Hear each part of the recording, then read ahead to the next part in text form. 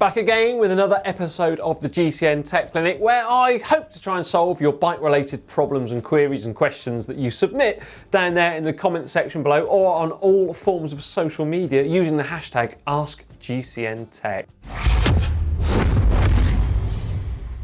Next up is Dennis Wenzel. Now Dennis says, hi, I plan to treat myself with a titanium cyclo-cross bike. That's a nice treat, but there's just one problem with it. The cables are routed externally. Do you think it's possible to drill holes in the frame at the right positions and grind the external mounts off to convert the bike to the much neater look of internally routed cables? Thank you for all the good advice. Right, Dennis, well, you could drill holes. I wouldn't recommend it though, really. I've got friends who've done it in the past, and fingers crossed, touch wood and all that, they've not had any problems. But the thing is with doing that is you could well be, risking or compromising the safety of any tubes. Instead, why don't you run full length outer cables on that bike and take advantage really of having externally mounted cables. From my experience, full length outer cables, rather internally routed or externally routed, give you the best braking and best gear shifting you could get. Ultimately, don't buy a brand new bike and start grinding or drilling holes on it. It's just not the done thing. Gotye Truffaut is next. I do hope that I've said that name correctly. Right, Gotye says, hello John and the team. I have a SRAM Red ETAP group set on my CPO bike and I really love it. Next summer I plan to ride in the Alps, lucky, and therefore I'd like to install a larger cassette at the back, 11 to 30. Do I need to replace the entire rear derailleur with the Y-Fly medium cage one, or do you have a less expensive solution in your bag? Gotye, yes, I have a less expensive solution in my bag. In fact, in my shopping bag on eBay, when I converted a bike to a one-bike setup, what I decided to use there on the rear end was a derailleur hanger extender. Bolts onto your existing rear derailleur hanger, then it drops your rear derailleur by about 2 centimeters, meaning you can use a bigger range cassette. Exactly how many teeth, it depends on what the rear derailleur you've got fitted there in the first place, but I fitted it with a Campagnolo rear derailleur that was a short cage one, and I've managed to fit an 11 to 36 cassette on there with ease. So you'll be good to fit an 1130 on your bike, I'm pretty sure. And it cost about £2 or £3 from eBay, so it's a very, very cheap upgrade, or certainly sort of get you there solution to use. Next up is Dr. Breeze Air. Right now the Doctor has got a bit of a problem here. They've got a 2015 Specialized Crux with quick releases and recently bought DT Swiss C1800 wheel set and a Shimano 105 group set. Now Dr. Breeze says they can't for the love of God figure out which quick releases to get for them. They say it should be 9x100 for the front and 10x135, but I can't find such quick releases even on their own website. Right, Dr. Breeze, this one is a breeze, my friend, because basically pop into your local shop and tell them I want a pair of quick releases for my road bike.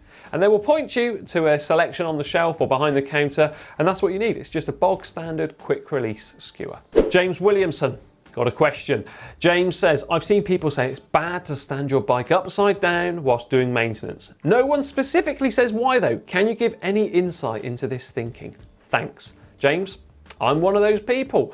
And my reason being is when you turn a bike upside down, nothing is logical because you don't ride a bike upside down. So every little thing which you're trying to do is a little bit more complicated, including just the simple things like putting a wheel into the dropout. With the chain runs going in totally different directions and looking really, really different, it doesn't make it so straightforward, as well as the fact that you're going to risk scuffing up your white saddle, your white bar tape and your beautiful brake hoods there too. I just don't like to see people do it. You don't ride a bike upside down, so don't fix one upside down. That's the easiest answer I can give you on that one. Right, we've got another doctor now. This one is Dr. Dan, at Dr. Dan Fish. Not sure if it's a veterinary doctor, I don't know. Either way, high-tech gurus, I've got a Stages Cannondale SIS L2 crank power meter. Can I transfer it to an FSA crankset? Dr. Dan, no, I'm afraid. Those Stages power units are installed at the factory using special methods and also resins and everything to actually bond them onto the crank, and they're non-transferable, I'm afraid. So if you do want to put a new power meter onto your FSA crankset, you are going to have to go to Stages and buy a specifically made product. Right, the final one comes in from Maletic Research, who says, my main road bike, even back in the year 2000 when created, was intentionally old school. Serves them well. It uses a 7-speed freewheel, 1228 on a Philwood hub. Very nice. At the time when Maletic Research got it, they got a spare one as well, which is now in use, and they can't find new ones. What is a good source for such antique parts in the USA? Right, Maletic, we all get to this stage when we're into our old bikes, and I tend to hoard things away and stock buy and just put them away for that rainy day when eventually the part you're using wears out, you need to replace it. However, you've done that, which is good, but now we need to find you a solution. The best thing I can recommend to you actually is just to search on eBay. So search NOS, new old stock, in the cycling category, and you'll come up with all sorts of different things. And also search without NOS too. There will be loads of people out there watching now. I reckon Mr. Grumpy53, who always comments on the videos, Mr. Grumpy will probably have somewhere in the USA to recommend you having a look around too. If I was in the UK, I would go to a website called Campy Oldie, based in Dorset in the UK.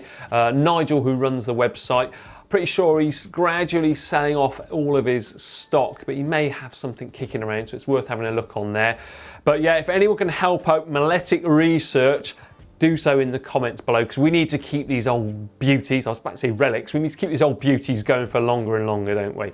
Right, I hope I've been able to help answer and solve your bike related problem this week. If not, remember to leave it down there in the comment section, and also all forms of social media using the hashtag AskGCNTech. Now remember as well, like and share this video with your mates, give it a big thumbs up. Don't forget to check out the GCN shop at shop.globalcyclingnetwork.com. And now for another great video, how about my old bike that I made modern-ish kind of thing? Click just down here.